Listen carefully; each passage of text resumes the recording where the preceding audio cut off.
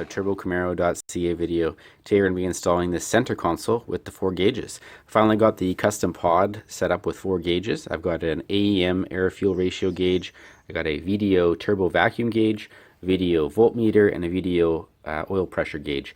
I'll be using the water temperature idiot light or dummy light off of the dash, and then of course I've got the Equus tachometer in there as well. So I'm all set up for gauges. I'm pretty happy with the selection. I couldn't get a VDO AFR ratio gauge. There's just isn't one that I am aware of, and if there is one, it's probably some kind of old narrowband thing or something. So this was the closest I could get as far as matching gauges go. It's pretty good. The AEM one isn't as white or as crisp looking, unfortunately, as the VDOs. I'm hoping that the lights aren't going to be super different, but I plan to do some customization of the VDO lights and the Equus lights for the TAC as well. So we're going to go ahead and put this in the car. I'm going to flip it over and I'll show you how it's all wired up. All right, so I've got you in the car here. The console's on its side. I had to be very careful because the console's made of a pretty brittle plastic and I don't want to be breaking it. You can see the underside of the gauge pod and all the gauges. The oil pressure and the turbo vacuum, it's actually switched around. Either way, they look exactly the same. They both require lights, so they require a light power and a light ground, and a light power and a light ground, and then they'll require their vacuum hose and then the actual oil pressure line, or the actual oil line to it. These are of course both mechanical gauges. The AFR gauge is up here. It has a sort of a digital style connector. If I can find it here, there it is right there. Sort of a digital connector. It will just plug directly into the gauge, and that's great. It comes with its own harness, which is really nice, but at the same time it has extra wires I don't need, and I don't want to chop them off, but at the same time I don't need them at all. These are for a data logger situation. You can have an engine management system, something like that. If I ever switch to a fuel injection or something like that, that could come in handy, but for now it's just a bundle of wires. Other than that, the AFR gauge also requires a light. It only needs a single light plug, and that's this gray wire here, so I've got it threaded into the rest of my wires. And then the voltage gauge, it requires a separate power and a ground, which I've got here. So I've kind of made my own harness. I know it looks crazy from this position, but I'll try to explain it to you. Basically, all of the lights, with the exception of the AFR gauge, needed a light power and a light ground. So what I've done is I've just run a light power and a light ground here, and instead of running 3 or 4 individual light ground and light power wires and having a big mess of wires, I've just run one, which is basically just this one here, and I've daisy chained it from one gauge to the next. You can see here by looking that I've kind of got them just split. I use speaker wire. The brown and white wire was the power, and the brown and just no white was ground. So I've done that to all 3 of these gauges, and then I've hooked up just the power to the AFR gauge because that's all it needed. So I know it looks crazy because of this big monstrosity. If you took that out, there's really not that much to it.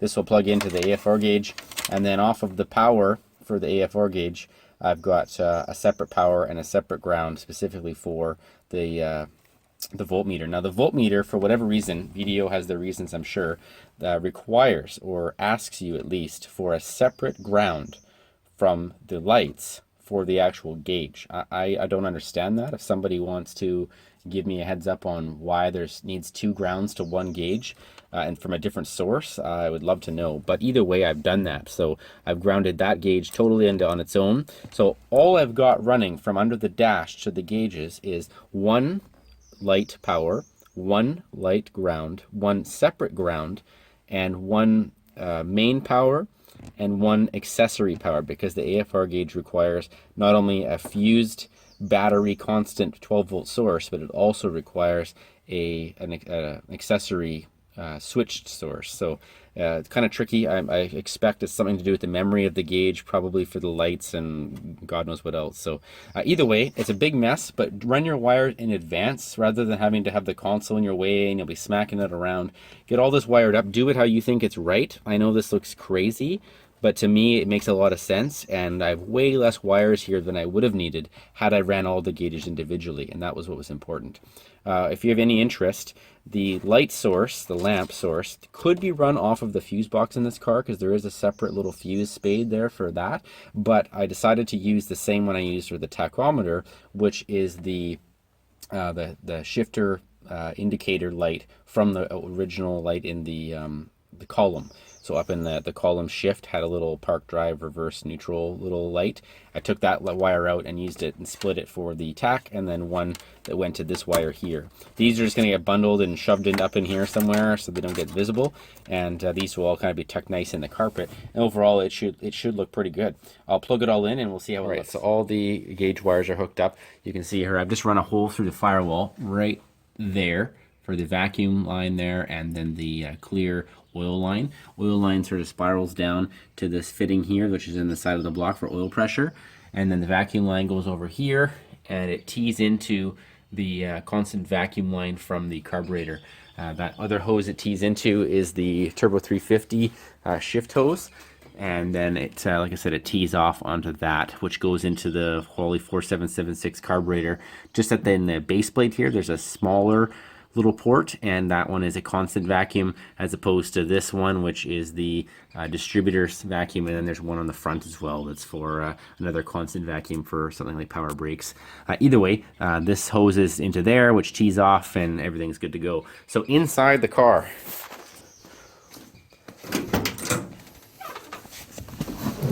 this is what it looks like. It's still some wires to be tidy up here. I need the glove box and so on and so forth, with a USB cable for the stereo there. And yeah, that's the general idea. This would be kind of like the driver's view, so it's not necessarily perfect from this angle because of course the shifter's in the way. If I were to shift, very visible gauges, and everything looks really good.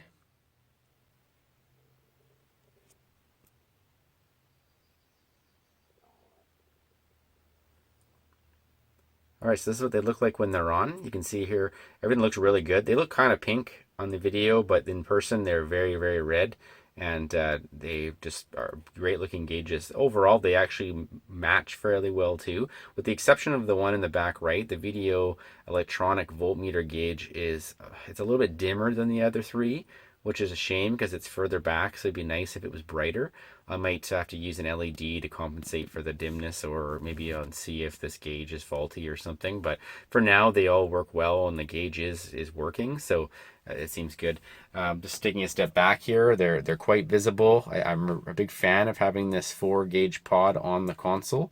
I can't seem to get the camera to focus. There we go. So I'm pretty happy with it, even though they're a bit far away. They're still very visible, and it should be great for tuning and getting this thing going. Just a side note, the tack is white, the dash is blue, the stereo is right now on demo mode because I just put the battery in today, so it's going through all its colors. I'll have to do something about this color scheme here. I'll probably go all red. I really like red, or at least different. It might not get the same shades of red, but some kind of red anyway. And we'll see if we can get this Turbo Camaro themed. So yeah, if you have any questions about any of this, let me know. You can get a lot more information about this and everything else on turbocamaro.ca. And please subscribe on YouTube if you enjoyed these videos and want to see how this build goes. Thank you for watching.